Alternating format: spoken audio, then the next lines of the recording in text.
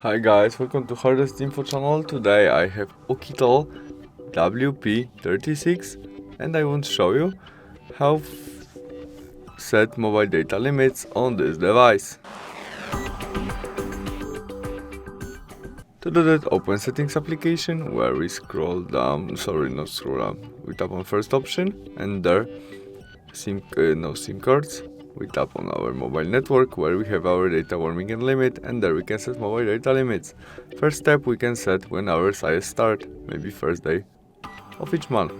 By the switch we can enable or disable data warming, and we can set in gigabytes, megabytes, what you need and prefer, maybe 5 gigabytes.